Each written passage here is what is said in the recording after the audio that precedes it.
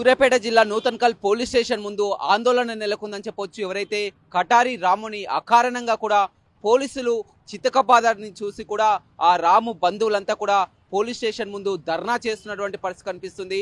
మొన్న December 31 రోజు అకారణంగా ఇంటి ఎదుటనే కూర్చున్నటువంటి వ్యక్తిని పోలీసులకు అది వ్యక్తి కూడా చిన్నపాటి గొడవనే తను పోలీస్ స్టేషన్కి పిలిపించుకొని కూడా దారుణంగా కొట్టారని కూడా మనం ఆ విజువల్స్ లో కూడా చూస్తున్నాం. ఆ దెబ్బల్ని కూడా చూస్తున్నాం.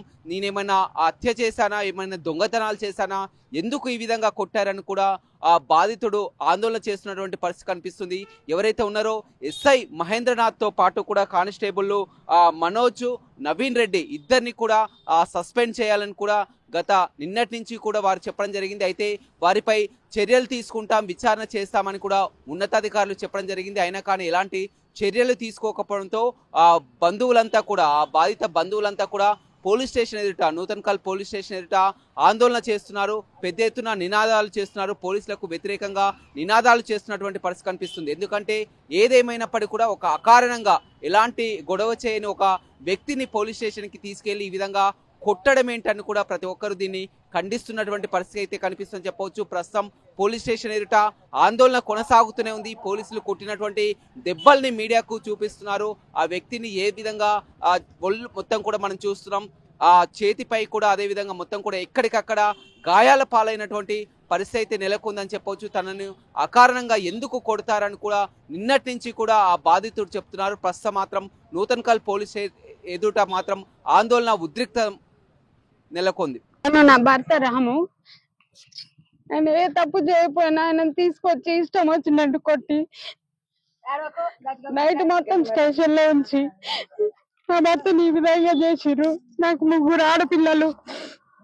ఇప్పుడు తను ఒక 2 నెలల వరకు కూడా పని చేయలేని పరిస్థితి. నా పిల్లల పరిస్థితి ఏంది, నా భర్త పరిస్థితి ఏంది? దయచేసి మాకు న్యాయం చేయాలి. కొట్టిన ఎస్ఐ, 2 కానిస్టేబుల్ వాళ్ళు సస్పెండ్ కావాలి. అంతవరకు మేమందరం నా భర్తకు సపోర్ట్ గా ఉంది. ఈ నిరసనని మేమైతే వదిలిపెట్టాము. ప్రతిరోజు చేస్తూనే ఉంటాము. దయచేసి నా 3 బిడ్డల మొత్తం చూసి మాకు న్యాయం జరగాలని కోరుకుంటున్నాను. 31 నైట్ 11:30కి నా ఇంటి దగ్గర అరుగు మీద కూర్చొని ఉన్నా.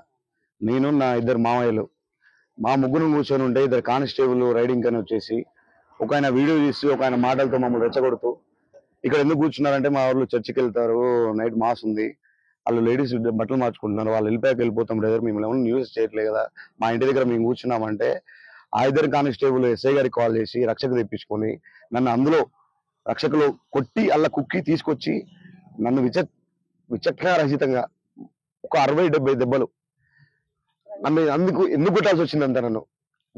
నాకు ఏముంది మధ్యలో, నాకు న్యాయం జరగాలి. నాకు ఈ 2 చేతులు ఫ్రాక్చర్లు, బండి దొరలేని పరిస్థితి, నేను బయటకు వెళ్ళలేని పరిస్థితి, నన్ను అంత దారుణంగా కొట్టడానికి కారణం ఏంది? నాకు న్యాయం చేయాలి. ఎస్ఐ గారిని, మహేంద్రనాథ్ని, 2 కానిస్టేబుల్ని సస్పెండ్ చేయాలని నా డిమాండ్. అప్పటి వరకు కూడా ఈ ఉద్యమం ఆపేది లేదు. పై అధికారులు చర్య తీసుకొని వాళ్ళని సస్పెండ్ చేయాలని కోరుకుంటున్నాం అంతే. మరిన్ని వీడియోస్ కోసం ఛానల్ ని సబ్స్క్రైబ్ చేయండి. లేటెస్ట్ అప్డేట్స్ కోసం వాట్సాప్ ఛానల్ ని ఫాలో అవ్వండి. ఆ లింక్ డిస్క్రిప్షన్ లో ఉంది.